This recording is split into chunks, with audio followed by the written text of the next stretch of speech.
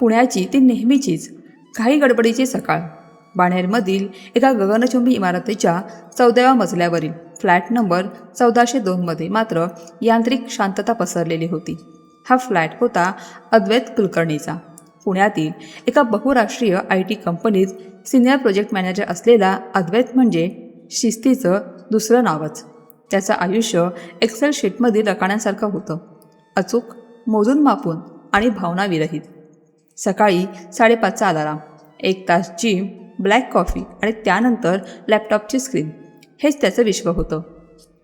28 वर्षांच्या अद्वैतच्या चेहऱ्यावर हसू कधी दिसलं होतं हे त्याच्या आईवडिलांनाही आठवत नव्हतं.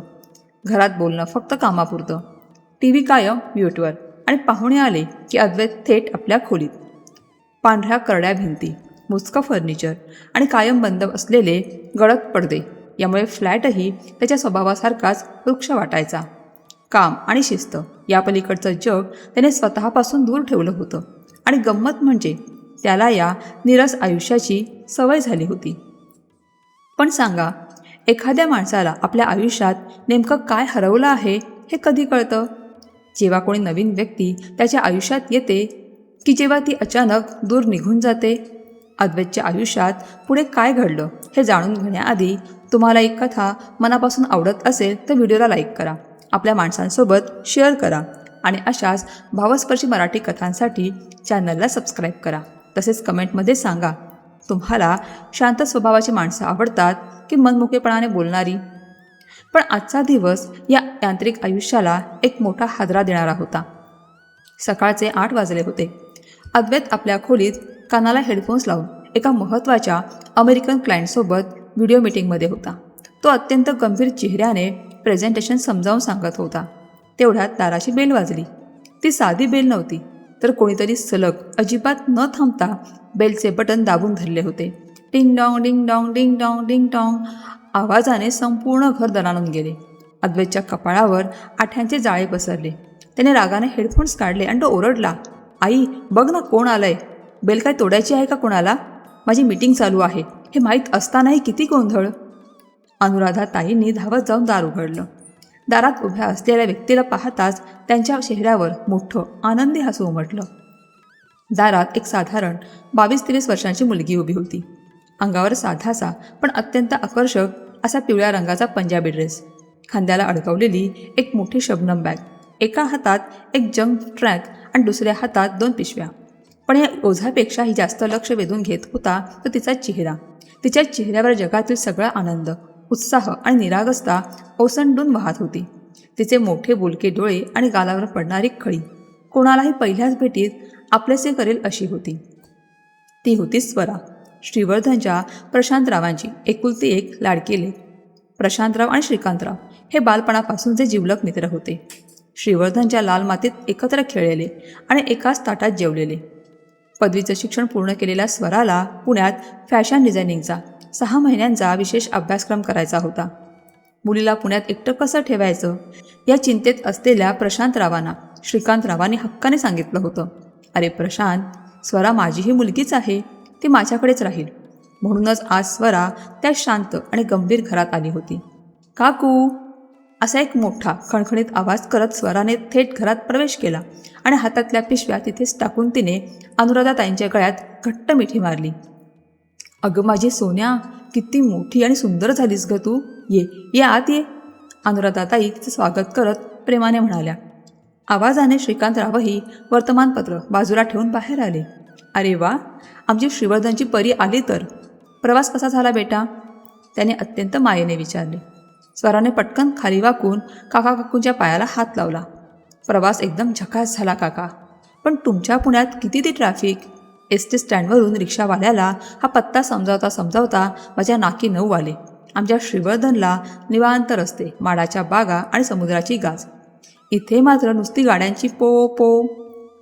तिची न थांबणारी बडबड सुरू झाली. स्वराने तिची मोठी ट्रंक आणि 2 पिशव्या हॉलमध्ये ठेवल्या आणि ती घरभर नजर फिरवू लागली. बाप रे काकू, हे घर आहे की एखादा हॉस्पिटल? सगळीकडे कसं पांढरं आणि राखाडी, कुठे रंगाचा मागमूस नाही आणि एवढी शांतता. मला वाटलं पुण्यात खूप मजा असते, पण इथे तर शुकशुकाट आहे. ती निरागसपणे घर न्याहाळत बोलत होती.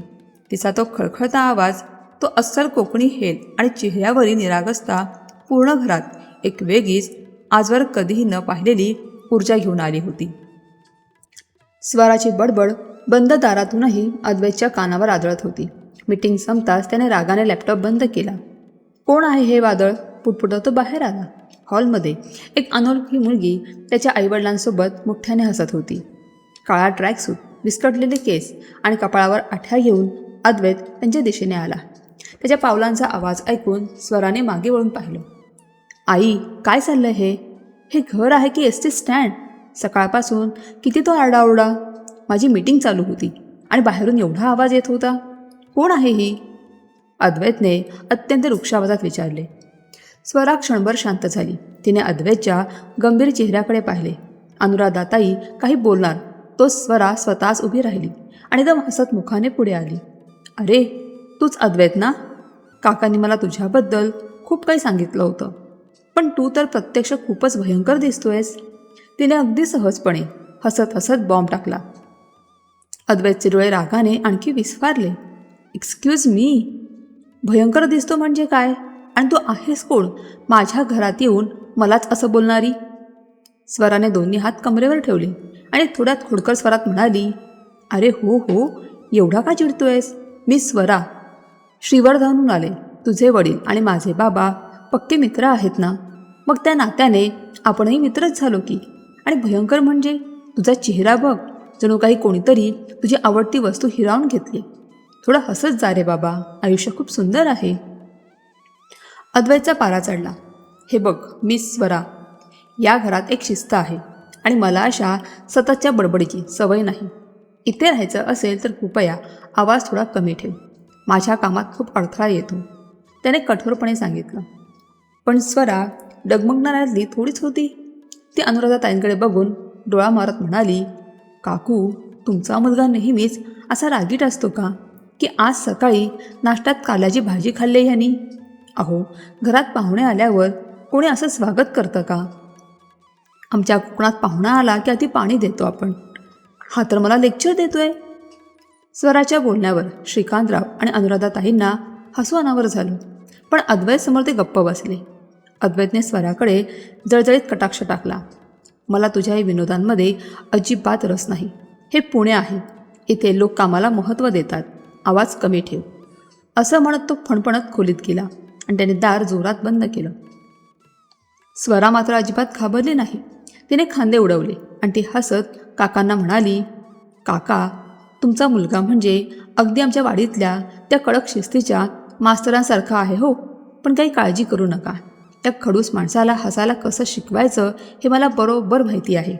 आता 6 महिने मी इथेच आहे, बघाच तुम्ही. स्वराच्या बोलण्याने श्रीकांतरावांना घरात नवचैतन्य आल्याची जाणीव झाली. एका बाजूला शिस्तप्रिय, रागीट आणि कामात बुडालेला अद्वैत, तर दुसऱ्या बाजूला प्रत्येक क्षण भरभरून जगणारी स्वरा. 2 विरुद्ध स्वभावांची ती पहिलीच टक्कर होती. अद्वैतच्या शांत घरात आलेलं हे गोड वादळ पुढे त्याचं आयुष्यच बदलणार होतं.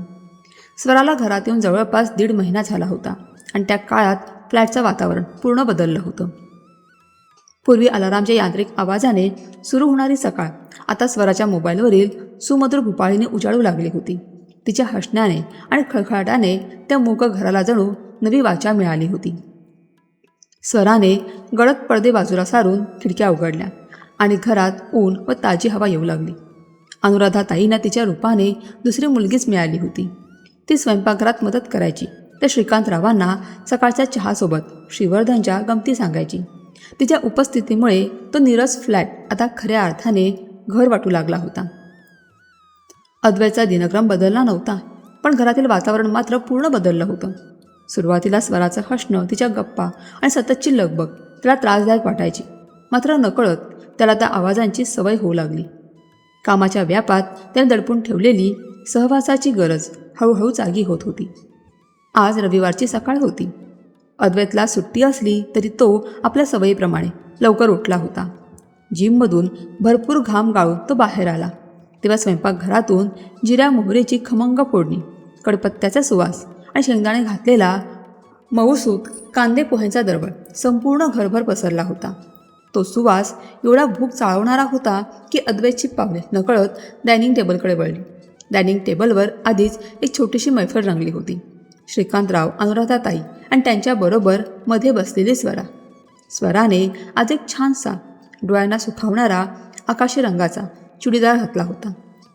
तिचे केस मोकळे सोडलेले होते आणि डोळ्यात नेहमीसारखीच एक मिश्किल खोडकर चमक होती. ती हातात पोह्यांची बशी घेऊन काका काकूंना काहीतरी सांगत होती आणि ते दोघेही पोट धरून हसत होते. अद्वैत तिथे पोहोचला. त्याने नेहमीप्रमाणे आपल्या चेहऱ्यावर एक अत्यंत गंभीर भाव आणला आणि तो एका खुर्चीवर जाऊन गप्प बसला. गुड मॉर्निंग अद्वैत. स्वराने अत्यंत उत्साहात आणि हसत हसत त्याला ग्रीट केले. Good morning. अद्वैतने फक्त होठ हलवत निरसपणे उत्तर दिले. तेवढ्यात अनुराधाताईंनी त्याला पोह्यांची बशी वाढून दिली. काकू, पोहे एकदम झकास झालेत हां. अगदी बेत जमून आलाय. आमच्या श्रीबंधनला पण असेच पोहे मिळतात, पण तिथे आम्ही त्यावर खोवलेलं ओलं खोबरं भरपूर घालतो. त्याने काय चव येते ना, विचारू नका. स्वरा बशीतल्या पोह्यांवर लिंबू पिळत अगदी चवीने खात म्हणाली.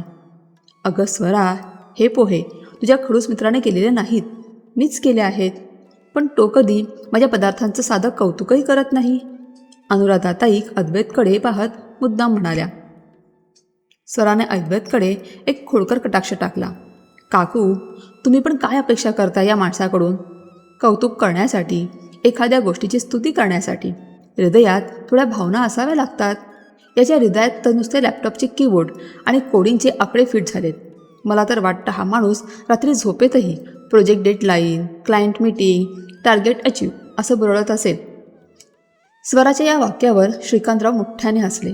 अगदी 100% बरोबर बोललीस बेटा. त्याचा स्वभाव एवढा रुक्ष आहे की आम्ही तर विचारच सोडून दिलाय याच्याकडून कसल्याही गप्पांची अपेक्षा करण्याचा. पोह्यांचा घास अद्वैतच्या तोंडातच थांबला आणि तो संतापाने स्वराकडे पाहू लागला. एक्सक्यूज मी, मिस स्वरा, माझ्या वैयक्तिक आयुष्यावर आणि स्वभावावर बोलण्याचा अधिकार तुला कोणी दिला? मी कसाही असलो तर तुला काय प्रॉब्लेम आहे? आणि माझ्याकडे तुझ्यासारखा उगाच चकाड्या पिटत बसायला वेळ नाही. माझं करिअर आणि माझं काम माझ्यासाठी जास्त महत्त्वाचं आहे, समजलं? स्वरा त्याच्या या रागाला अजिबात न डगमगता खुदकन हसली. अरे बाबा, करिअर महत्त्वाचं आहेच, पण म्हणजे काय माणसाने हसायचं सोडायचं, मोकळा श्वास घ्यायचा सोडून द्यायचा? काका, मला सांगा, या अद्वैतराव साहेबांचं वय काय आहे आता? श्रीकांतराव मजेत तिला साथ देत म्हणाले. 28 पूर्ण झालेत. आता 29व्या वर्षात पदार्पण केले स्वारीने. बाप रे, 28! स्वराने दोन्ही हात कपाळावर मारून नाट्यमयरित्या डोळे विस्फारले. काका, आमच्या कोकणात 28 वर्षांचा गडी म्हणजे त्याच्या लग्नाला किमान 5 वर्ष झालेली असतात आणि 2 पोरं त्याच्या अंगावर खेळत असतात. हा तर अजून लॅपटॉपशीच लग्न करून बसलाय. कमाल आहे या माणसाची. अनुराधाताईंना हसू आवरत नव्हते. अगं स्वरा, आम्ही तरी दुसरं काय सांगतो याला? गेली 2-3 वर्ष आम्ही याच्या पाठीमागे हात धुवून लागलोय की बाबा आता तरी लग्न कर, एखादी चांगली मुलगी बघ. पण नाही, साहेबांना वेळच कुठे आहे? मुली बघायला जायला याला रविवारीही मीटिंगच असतात. स्वराने लगेच संधी साधली. अद्वैतकडे डोळ्या मारत ती म्हणाली. काकू, या खडूस माणसाशी कोण लग्न करणार? लग्नाच्या पहिल्याच रात्री हा बायकोसमोर एक्सेल शीट उघडून घर खर्चाचं बजेट समजावेल. बिचारी दुसऱ्या दिवशी माहेरी पळून जाईल. स्वरा, अद्वैत जोरात ओरडला. आता तू मर्यादा ओलांडते आहेस. माझ्या लग्नाची किंवा स्वभावाची काळजी करण्याची तुला गरज नाही. तू इथे 6 महिन्यांसाठी पाहुणे म्हणून आली आहेस, त्यामुळे माझ्या घरच्यांसोबत मिळून मला लक्ष करू नकोस. माझ्या वैयक्तिक विषयात पडण्याचा तुला अधिकार नाही. अद्वैतचा तो अचानक आलेला संताप बघून घरात क्षणभर स्मशान शांतता पसरली. श्रीकांतराव आणि अनुराधाताई थोडे गंभीर झाले. त्यांना वाटले की अद्वैतच्या या कठोर बोलण्याने स्वराला वाईट वाटले. पण स्वरा, ती स्वरा कसली जी एवढ्याच्या रागाला घाबरेल? ती अत्यंत शांतपणे चेहऱ्यावर एक गोड हसू ठेवून अगदी निर्भयपणे म्हणाली. अरे, रागवतोस कशाला एवढा? खरं तेच बोलले ना मी. आणि गेस्टसारखं राहायला मी किंवा हॉटेलमध्ये आले का? मी माझ्या हक्काच्या काकांच्या घरी आले. आणि हो, तू कितीही चिडलास ना, कितीही ओरडलास तरी मला काहीही फरक पडत नाही. कारण मला माहिती आहे, बाहेरून तू जरी असा कडक शिस्तीचा, भावनाशून्य आणि रागीट दाखवत असलास तरी आतून तुलाही माणसांची, प्रेमाची, गप्पांची सवय आहे. तुलाही मोकळेपणाने हसायचंय, फक्त तुला ते मान्य करायला तुझा इगो आडवा येतोय.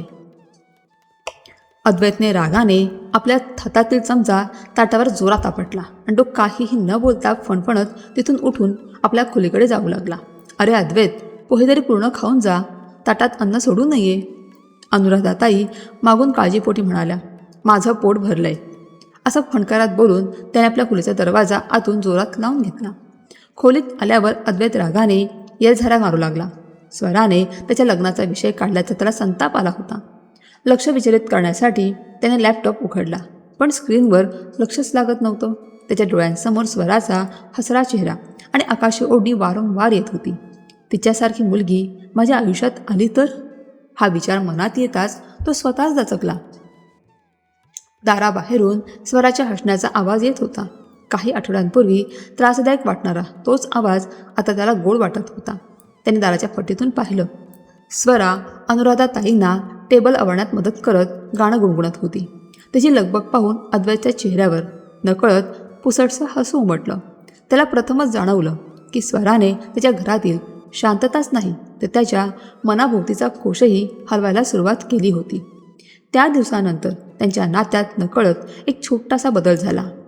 स्वरा सकाळी कॉलेजला निघताना त्याला मुद्दाम गुड मॉर्निंग अद्वैतराव म्हणायची आणि तो वरवर नाराजी दाखवत असला तर तिची हाक न आल्यास दाराकडे नजर टाकायचा.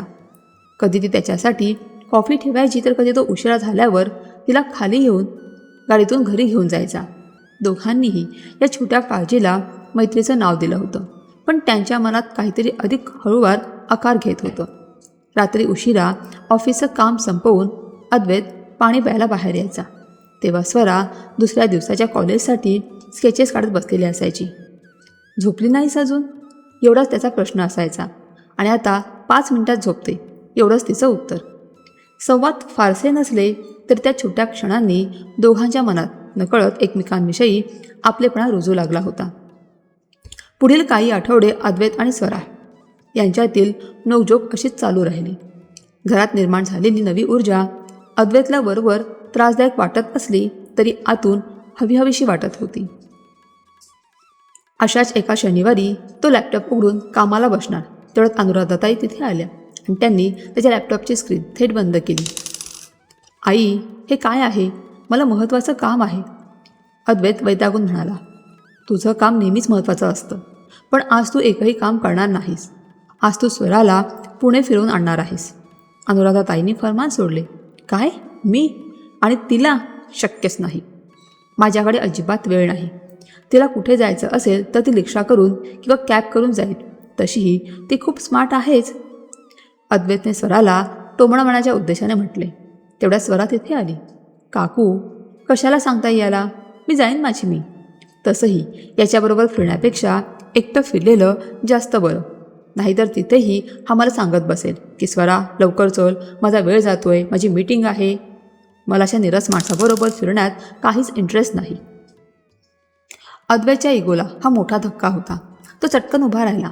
एक्सक्यूज मी निरस नाही आहे. मला फक्त वेळेची किंमत आहे. आणि राहिला प्रश्न पुणे फिरवण्याचा तर ठीक आहे. आई म्हणते म्हणून मी तुला घेऊन जाईन. अर्ध्या तासात तयार हो. मला परत येऊन काम करायचं आहे. अर्धा तास? बापरे काकू, तुमचा कॉर्पोरेट रोबोट कुठेही गेला तरी टाईम टेबलच लावून बसतो. ठीक आहे, मी 20 मिनिटात तयार होते. असं म्हणत स्वरा आपल्या खोलीत पळाली. अद्वैत खोलीत जाऊन नेहमीचा पांढरा फॉर्मल शर्ट आणि राखाडी पॅन्ट घालू लागला. तेवढ्यात निळा कुर्ता, पांढरी ओढणी आणि मोकळे केस अशा रूपात स्वरा दारात आली. तिला पाहून तो क्षणभर थबकला. स्वराने त्याच्याकडे पाहत हसत विचारलं, तू पुणे फिरायला चाललायस की मीटिंगला? हा फॉर्मल शर्ट घालून टी-शर्ट आणि जीन्स घाल, नाहीतर मी येणार नाही.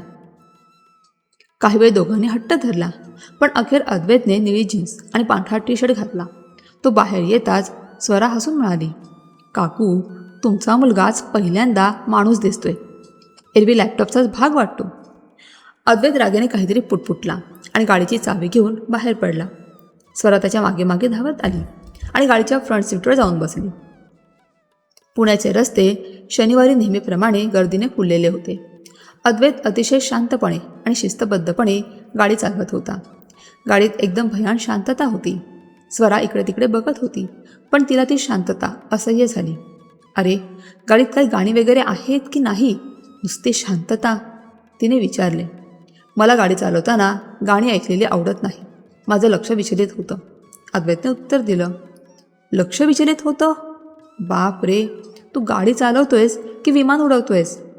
मला नाही बाबा ही शांतता आवडत, असं म्हणत स्वराने थेट म्युझिक सिस्टीमचे बटन दाबायला हात पुढे केला. अद्वैतने तिचा हात झटकन बाजूला केला. Swara, don't touch that. मला शांतता आवडते. पण स्वरा कुठे ऐकणार? तिने त्याच्या हाताखालून शिताफीने हात घालून ठेकादाराला लावणारं एक जुनं मराठी गाणं सुरू केलं. अद्वैतचा संताप अनावर झाला. हे काय फालतू गाणं लावलंय, बंद करते. अजिबात नाही, हे गाणं किती मस्त आहे बघ, एकदम एनर्जी येते. तू पण जरा ऐकून बघ, तुझं कॉर्पोरेटचं टेन्शन पळून जाईल. स्वरा गाडीतच त्या गाण्यावर ताल धरत म्हणाली. अद्वैतने रागाने म्युझिक सिस्टम बंद केली. स्वराने परत चालू केली. अशी त्यांची गाडीतच मजेत भांडणे सुरू झाली. अखेर अद्वैतने एक मध्यम मार्ग काढला आणि एक शांत रोमॅन्टिक गाणे लावले. स्वराने फार कुरबूर न करता ते ऐकायला सुरुवात केली. थोड्या वेळाने गाडी पुण्यातील एका गजबजलेल्या कॉलेज परिसरात पोहोचली. तिथे पोहोचताच स्वराचा उत्साह गगनाला भिडला होता. रस्त्याच्या दोन्ही बाजूंना असलेली दुकाने, तरुणांची गर्दी, खाऊच्या गाड्या, हे सगळं बघून ती अगदी लहान मुलासारखी हरखून गेली होती. अद्वैत, गाडी थांबव, गाडी थांबव लवकर, ती ओरडली. काय झालं, कुठे थांबवू? अद्वैतने गोंधळून विचारले. तिथे बघ, ते कानातले किती छान आहेत, मला घ्यायचे आहेत. स्वराने एका रस्त्यावरच्या स्टॉलकडे बोट दाखवत म्हटले. अद्वैतने डोक्याला हात लावला. स्वरा, आपण रस्त्यावरच्या स्टॉलवरून खरेदी करणार नाही आहोत, तिथे ट्रॅफिक होईल. आपण एखाद्या चांगल्या मॉलमध्ये जाऊ. मॉलमध्ये काय ठेवलंय? जी मजा इथल्या बार्गेनिंगमध्ये आहे ती मॉलमध्ये कुठे? तू गाडी लाव इथे बाजूला, तिने हट्ट धरला. अद्वैतने वैतागून गाडी बाजूला उभी केली. स्वरा गाडीतून खाली उतरली आणि थेट त्या स्टॉलवर गेली. अद्वैत नाईलाजाने तिच्या मागे गेला. स्वरा एका पाठोपाठ एक कानातले, बांगड्या, चपला बघत होती आणि अद्वैत तिथे वैतागून हाताची घडी घालून उभा होता. दादा, हे कानातले कितीला? स्वराने विचारले. 200 रुपये ताई, स्टॉलवाला म्हणाला. 200? अहो 100 रुपये द्या आणि द्या लवकर. स्वराने बार्गेनिंग सुरू केले. अद्वैत हे सगळं बघून थक्क झाला. स्वरा, 200 रुपये काहीच नाहीत, दे त्याला आणि चल लवकर. तू गप्प बस, हे माझं डिपार्टमेंट आहे. स्वराने त्याला गप्प केलं आणि शेवटी 100 रुपयात ते कानातले घेऊनच ती जिंकल्याच्या अभिभावात परत आली. अद्वैतच्या चेहऱ्यावर एक पुसटसं हसू उमलून गेलं, जे त्याने लगेच लपवलं. कानातले हातात धरून स्वरा मोठ्या लढाईत विजय मिळवल्यासारखी आनंदाने चालत होती. तिच्या त्या छोट्याशा आनंदाकडे पाहताना अद्वैतचा वैताग नकळत कमी झाला. काही वेळ त्या गजबजलेल्या परिसरात फिरल्यानंतर दोघं पुढच्या ठिकाणाकडे निघाले. त्यानंतर ते पुण्यातील एका जुन्या ऐतिहासिक वाड्याला भेट देण्यासाठी गेले. तिथल्या भव्य भिंती आणि इतिहास पाहून स्वरा भारावून गेली. ती कुतूहलाने प्रश्न विचारत होती आणि अद्वैत तिला एखाद्या गाईडसारखा त्या वाड्याची सगळी माहिती सांगत होता. तिचं ते निरागस, जिज्ञासू रूप पाहून तिच्या बडबडीमागची शुद्धता त्याला प्रथमच जाणवली. वाड्यातून बाहेर पडताना स्वराच्या प्रश्नांची मालिका अजूनही संपली नव्हती. अद्वैतही आता चिडण्याऐवजी शांतपणे तिच्या प्रत्येक प्रश्नाचं उत्तर देत होता. नकळत दोघांमधील औपचारिक अंतर कमी होत होतं. दुपारचे 2 वाजले होते. दोघांनाही जोराची भूक लागली होती. आता आपण इथल्या एका जुन्या उपाहारगृहात जाऊ, तिथे उत्तम डोसा मिळतो, अद्वैतने म्हटले. काका त्या उपाहारगृहाबद्दल सांगत होते, पण मला डोसा नको, मला पुण्याची झणझणीत मिसळ खायची आहे, स्वरा म्हणाली. अद्वैतने एक मोठा सुस्कारा सोडला. ठीक आहे, तू म्हणशील तिथे. ते एका प्रसिद्ध मिसळच्या दुकानात गेले. स्वराने अत्यंत चवीने आणि तिखट लागून डोळ्यातून पाणी येईपर्यंत मिसळ खाल्ली. अद्वैत तिला बघतच राहिला. तिचे ते लाल झालेले नाक, डोळ्यातले पाणी आणि तरीही चेहऱ्यावरील समाधान बघून अद्वैतच्या चेहऱ्यावर नकळत एक मोठे खरेखुरे हास्य उमलले. परतीच्या प्रवासात स्वरा थकून सीटला डोकं टेकवत झोपली. गाडीत चालवताना अद्वैतची नजर अधूनमधून तिच्याकडे वळत होती. ही मुलगी केवळ बडबड करत नाही, तर आजूबाजूचं जग जिवंत करते हे त्याला जाणवलं. त्याच्या चेहऱ्यावर नकळत प्रेमाचं हसू उमटलं. गाडी अपार्टमेंटमध्ये येऊन थांबली तरी स्वरा गाढ झोपली होती. अद्वैतने तिला हळूच हाक मारली.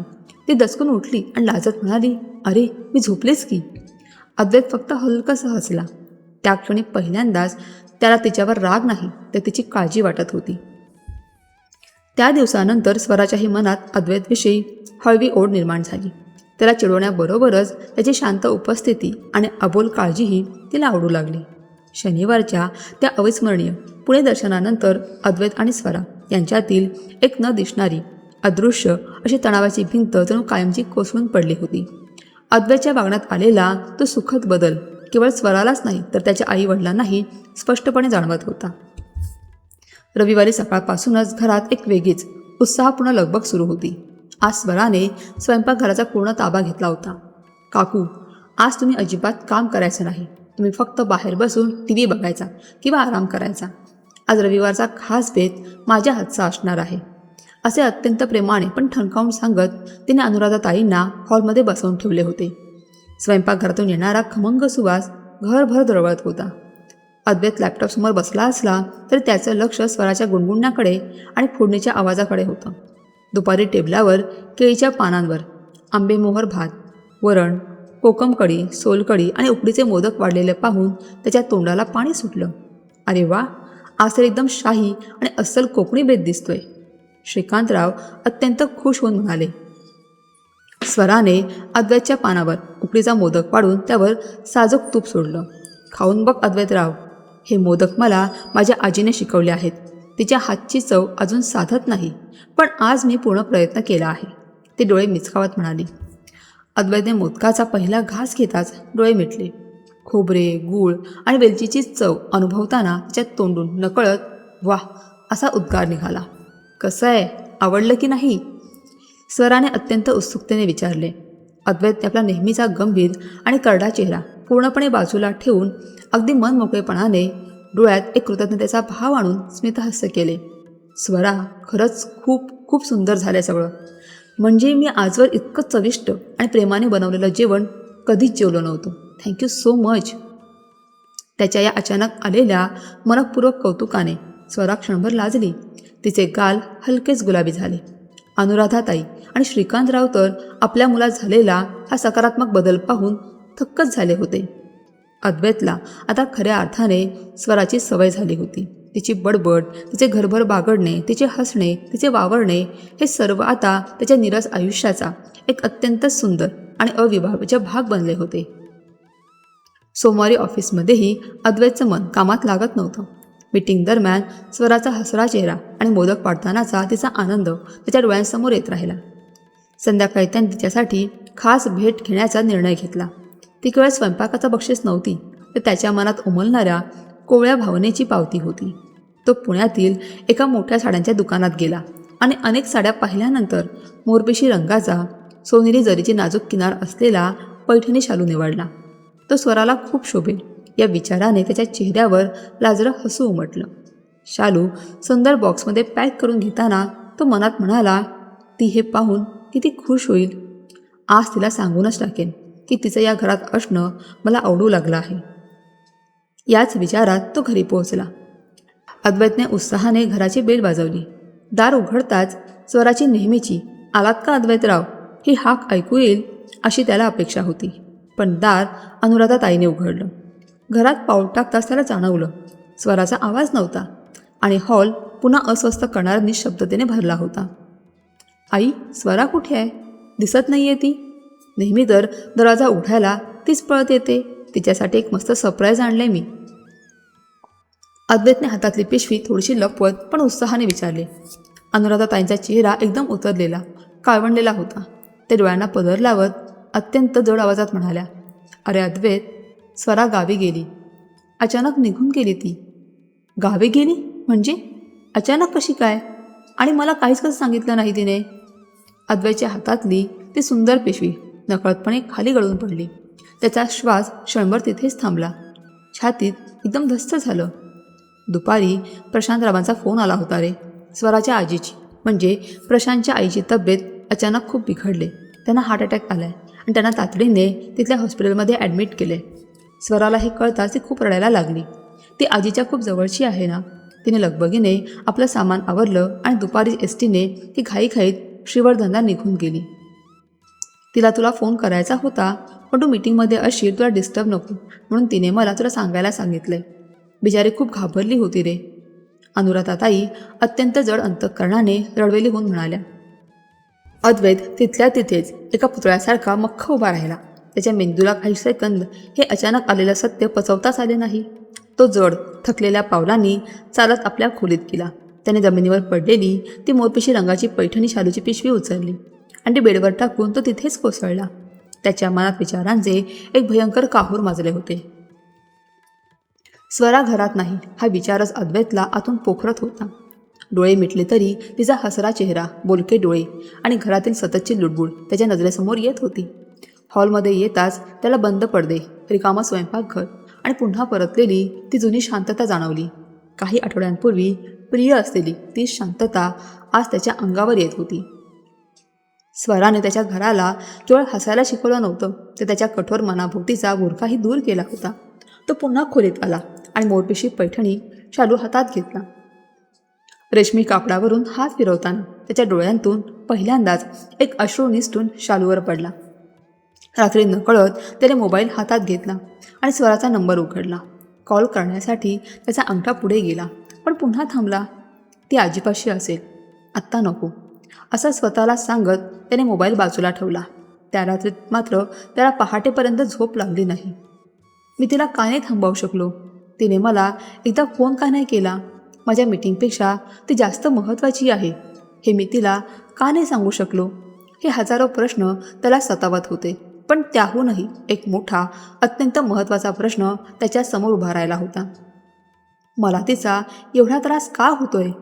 ती फक्त एक पाहुणी होती, मग तिचं नसणं मला एवढं का जाळतंय? त्या गहिऱ्या खायला उठणाऱ्या निशब्दतेत अद्वैतला अखेर आपल्या प्रश्नाचं उत्तर मिळालं. त्याला स्वराची केवळ सवय झाली नव्हती, तो तिच्या प्रेमात पडला होता.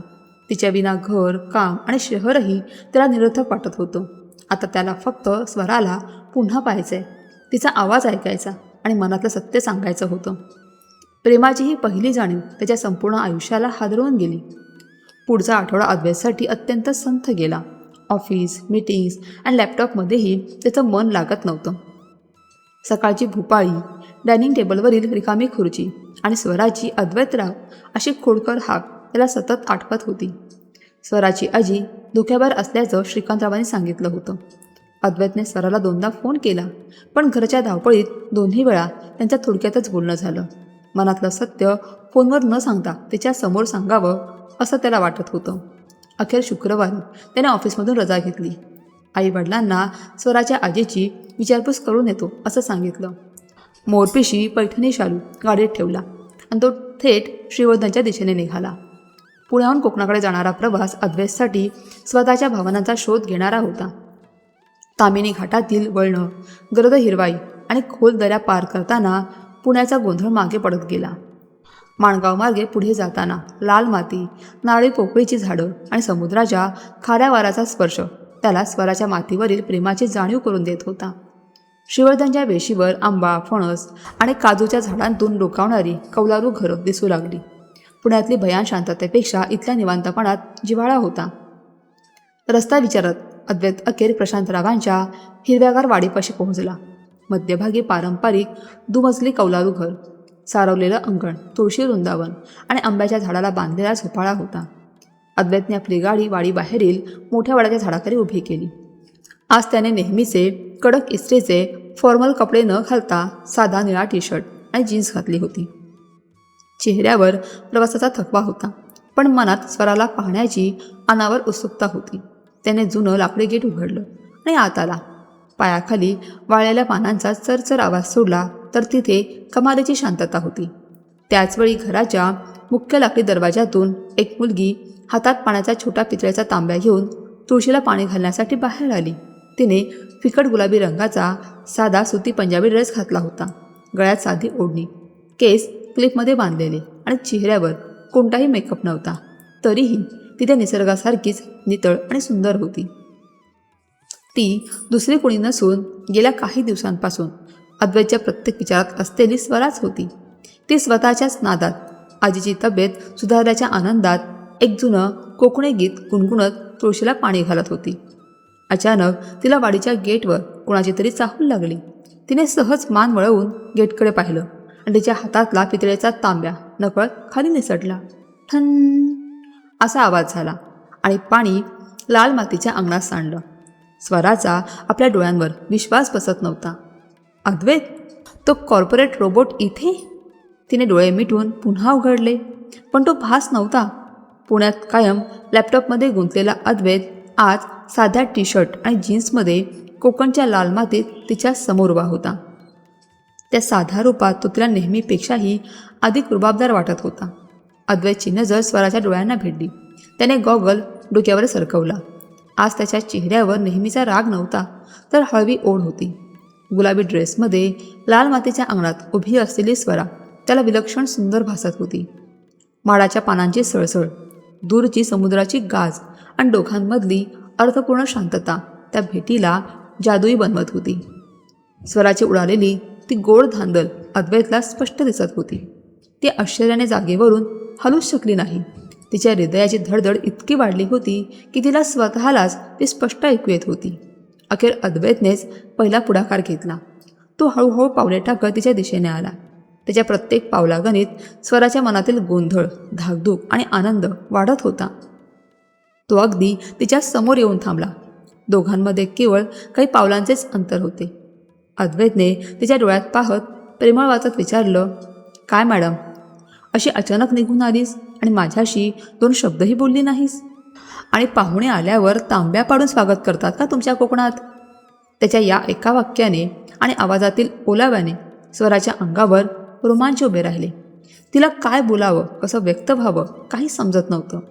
तो रागीत अद्वैत फक्त तिला भेटण्यासाठी पुण्याहून थेट श्रीवर्धनला आला होता, ही जाणीवच तिच्यासाठी पुरेशी होती. दोघं काही क्षण तसेच एकमेकांकडे पाहत उभे राहिले. इतके दिवस बोलता न आलेल्या भावना त्या शांत नजरेतूनच व्यक्त होत होत्या. दोघांनाही काहीतरी सांगायचं होतं, पण त्या क्षणी शब्दांची गरजच उरली नव्हती. स्वराचं लाजरं गोंधळलेलं रूप पाहून अद्वैतच्या चेहऱ्यावर गोड स्मित उमटलं.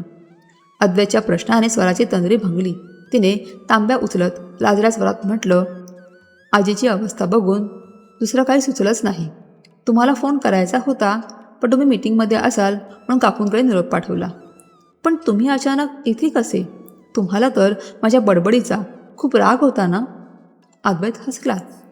त्या प्रश्नाचं उत्तर सविस्तर दे, पण आधी मला घरात तरी घेणार आहेस की इथूनच पुण्याला परत पाठवणार?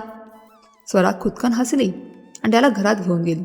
प्रशांतराव आणि स्वराची आई माधवीताई त्याला पाहून सुखद धक्क्यात होते. अद्वैतने आजीची विचारपूस केली. तिची प्रकृती स्थिर होती. एवढ्या लांबून आलेल्या अद्वैतच्या नम्र आणि आपुलकीच्या वागण्याने स्वराच्या घरच्यांना त्याचं कौतुक वाटलं. दुपारचं ऊन कमी झाल्यावर स्वराने अद्वैतला नारळी पोपटीची वाडी दाखवायला नेलं. उंच माडं, सुपारीची झाडं आणि मसाल्यांच्या वेलींचा सुवास त्याच्यासाठी नवीन होता. स्वरा उत्साहाने जुनं आंब्याचं झाड, काजूची रोपं आणि फणसाची झाडं दाखवत होती. पावसाळ्यात इथे सगळीकडे नुसतं हिरवं असतं, ती अभिमानाने म्हणाली. तिचं निसर्गावरचं प्रेम अद्वैतच्या मनाला भिडत होतं.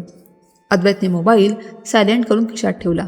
त्या शांत वाढीत आणि स्वराच्या मनमोकळ्या सहवासात तो आपला कॉर्पोरेट मुखवटा विसरून गेला होता. एका छोट्या पाटावरून उडी मारताना स्वराचा तोल गेला, तेव्हा त्याने तिला सावरलं. त्या क्षणिक स्पर्शाने दोघंही गोंधळले. पुढच्या क्षणी अद्वैत मनसोक्त हसला. नेहमी रागात दिसणारा अद्वैत इतका निखळ हसू शकतो हे पाहून स्वरा त्याच्याकडे आश्चर्याने पाहत राहिली. पुण्यात असताना त्याच्याविषयी मनात निर्माण झालेली हळवी ओढ आता तिला अधिक स्पष्ट जाणवत होती. केवळ तिला भेटण्यासाठी इतका प्रवास करून आलेला आणि तिच्या छोट्याशा जगात इतक्या सहज मिसळलेला अद्वैत तिला नव्यानेच आवडू लागला होता. वाडीतून फिरत ते श्रीवर्धनच्या समुद्रकिनाऱ्यावर आले. सूर्य मावळतीला लागला होता आणि केशरी जांभळ्या झटांनी क्षितिज रंगून गेलं होतं. फेसाळत्या लाटा किनाऱ्यावर आदळत होत्या. दोघं एका शांत जागी बसले. गार लाटा त्यांच्या पायांना स्पर्श करत होत्या आणि खारा वारा स्वराचे केस उडवत होता. काही क्षण त्यांच्यात अर्थपूर्ण शांतता पसरली, पण त्या शांततेतही त्यांच्या मनांचा संवाद सुरू होता. स्वरा, अद्वैतने अत्यंत मधाळ, खोल आणि काहीशा गंभीर आवाजात ते शांतता भंग केली. स्वराने प्रश्नार्थक नजरेने त्याच्याकडे पाहिले. तिच्या डोळ्यात एक प्रकारची उत्सुकता होती. तुला आठवतंय पहिल्या दिवशी तू मला काय म्हणाली होतीस? माझ्या हृदयात फक्त लॅपटॉप, कोडिंग आणि प्रोजेक्टचे आकडे भरले आहेत. मी एक भावनाशून्य यंत्र आहे. अद्वैत समुद्राच्या लाटांकडे पाहत संतपणे म्हणाला. स्वरा किंचित हसली. तिने मान खाली घातली आणि म्हणाली, हो, आणि तू माझ्यावर खूप चिडला होतास. मी खरंच खूप बोलते ना अद्वैत. तुला माझा पुण्यात खूप त्रास झाला असेल.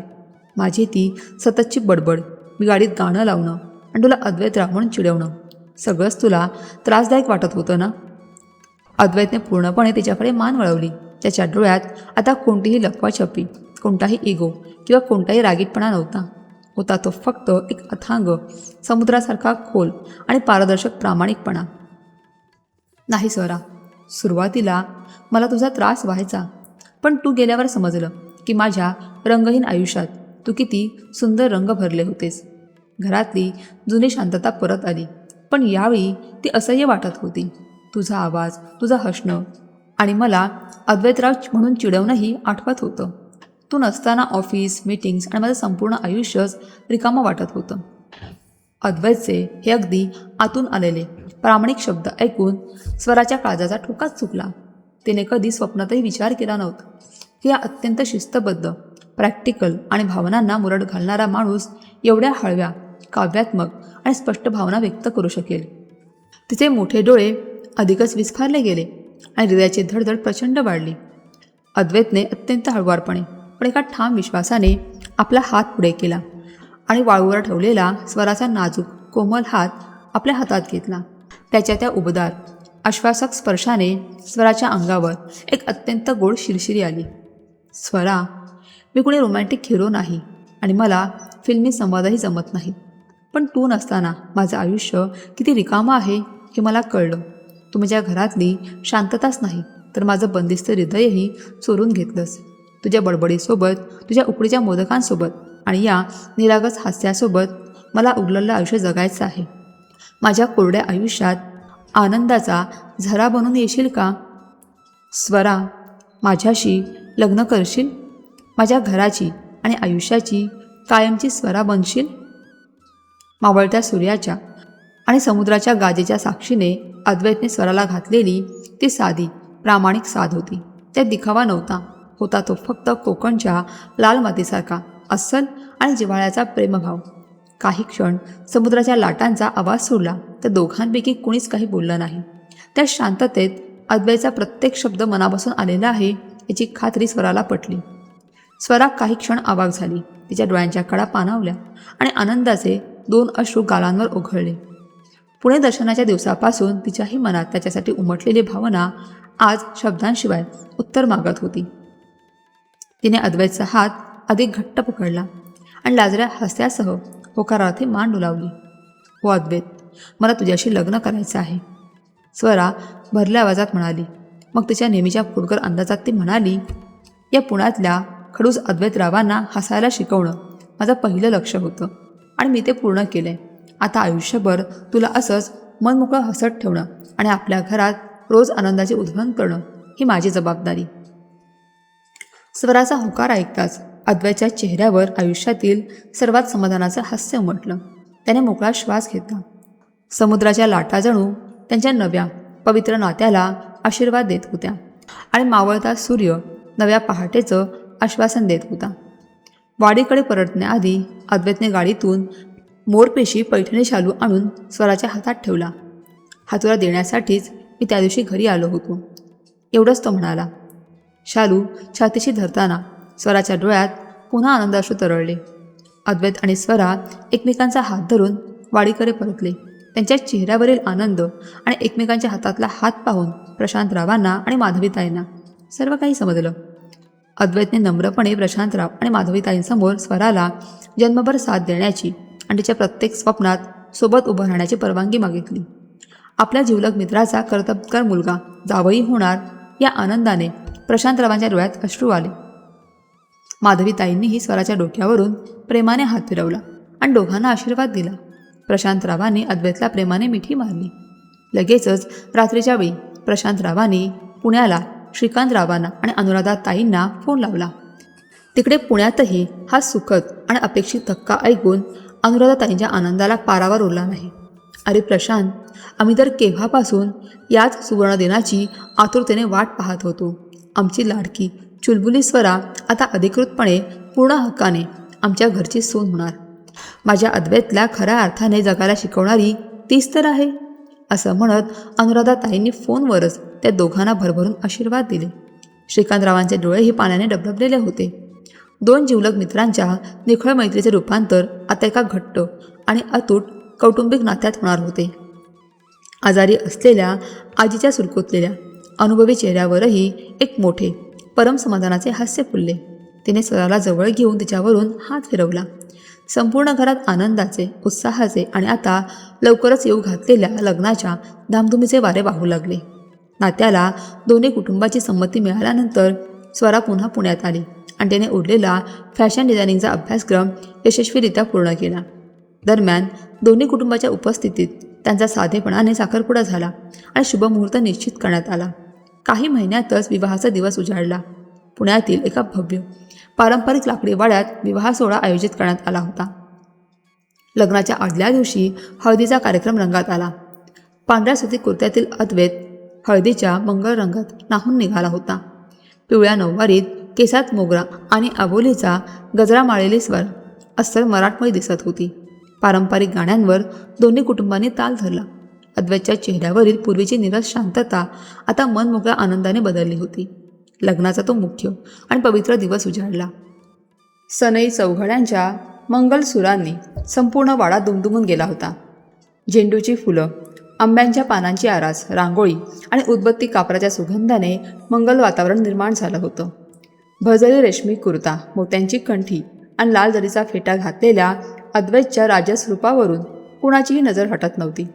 पण मोरपिशी पैठणी शालू नेसून स्वरा मंडपात आली तेव्हा तो क्षणभर तिच्याकडे पाहतच राहिला. नाकात नथ, गळ्यात ठुशी, मोहनमाळ आणि कोल्हापुरी साज, कपाळावर कुंकवाची चंद्रकोर आणि चेहऱ्याच्या दोन्ही बाजूंना मुंडावळ्या अशा अस्सल महाराष्ट्रीयन रूपात ती खुलून दिसत होती. अंतरपाट धरला गेला आणि मंगलाष्टकांच्या सुरात अक्षतांचा वर्षाव झाला. अंतरपाट दूर होताच दोघांच्या नजरा भिडल्या. अद्वैतने स्वराच्या गळ्यात मंगळसूत्र घातलं आणि तिच्या कपाळावर कुंकू लावलं. सप्तपदीची 7 पावलं टाकताना त्यांनी अग्नीच्या साक्षीने जन्मभर एकमेकांची साथ देण्याची पवित्र वचनं घेतली. 2 विरुद्ध स्वभावाचे जीव एका अतूट बंधनात बांधले गेले. त्या अविस्मरणीय दिवसाला 4 वर्ष पूर्ण झाली होती. बाणेरमधील फ्लॅट नंबर 1402 आता पूर्वीसारखा कोरडा आणि निर्जीव राहिला नव्हता. राखाडी भिंतीवर रंगीबेरंगी चित्र आणि दोघांच्या हसऱ्या आठवणींच्या फोटो फ्रेम्स लागल्या होत्या. गडद पडद्यांच्या जागी फुलांच्या नक्षीचे हलके पडदे आले होते. घरातील शांततेची जागा आता त्यांचा 2 वर्षांचा मुलगा ईशानच्या बोबड्या मुलांनी घेतली होती. त्या संध्याकाळी अद्वैत ऑफिसमधून घरी आला. त्याने लॅपटॉपची बॅग बाजूला ठेवताच ईशान बाबा आले म्हणत धावत त्याच्याकडे गेला. अद्वैतने त्याला उचलून घेतलं. स्वरा वाफाळता चहा घेऊन बाहेर आली. आज लॅपटॉप उघडणार नाही ना अद्वैतराव? तिने जुन्याच खोडकर सुरात विचारलं. अद्वैतने ईशानला जवळ घेत हसून उत्तर दिलं. विकेंड सुरू झाला आहे मॅडम. आता पूर्ण वेळ फक्त तुम्हा दोघांचा. काम आणि कुटुंबाला योग्य वेळ देणं, स्वराला घरकामात मदत करणं आणि ईशानसोबत लहान मूल होऊन खेळणं हेच त्याचं आवडतं जग बनलं होतं. स्वरामुळे त्याला जीवनाचा खरा अर्थ उमगला होता. चहा सभेपर्यंत ईशान कधी अद्वैतच्या खांद्यावर तर कधी स्वराच्या मांडीवर खेळत होता. स्वरा आणि अद्वैत एकमेकांकडे पाहून हलकेच हसले. काही वर्षांपूर्वी मूक शांततेने भरलेलं तेच घर आज गप्पांनी, बोबड्या बोलांनी आणि प्रेमाच्या उबदारपणाने भरून गेलं होतं. खरं प्रेम म्हणजे केवळ एकमेकांकडे पाहणं किंवा महागड्या भेटवस्तू देणं नव्हे. 2 वेगळ्या स्वभावाच्या माणसांनी एकमेकांना समजून घेत त्यांच्या गुणांसोबत उणीवांचाही मनापासून स्वीकार करणं यालाच खरं प्रेम म्हणतात. अद्वैतने स्वराला स्थिरता आणि संयम दिला, तर स्वराने त्याला स्वतःच्या कोशातून बाहेर पडून मनमोकळेपणाने जगायला शिकवलं. पैसा, यश आणि शिस्त असूनही आपल्याला समजून घेणारा माणूस नसेल तर आयुष्यात काहीतरी अपूर्ण राहतच. स्वराने करड्या शांततेने भरलेल्या घराला रंग दिले आणि अद्वैतला पुन्हा मनापासून जगायला शिकवलं. या सुंदर जाणीवेसोबत त्यांची कथा एका सुखी वळणावर विसावली. तुमच्या मते नात्यात जास्त महत्त्वाचं काय? समान स्वभाव की एकमेकांना समजून घेण्याची तयारी? कमेंटमध्ये फक्त समान स्वभाव किंवा समजूतदारपणा यापैकी एक पर्याय नक्की लिहा. कथा आवडली असेल तर व्हिडिओला लाईक करा, आपल्या जवळच्या माणसांसोबत शेअर करा आणि अशाच हृदयस्पर्शी मराठी कथांसाठी चॅनलला सबस्क्राईब करा. धन्यवाद.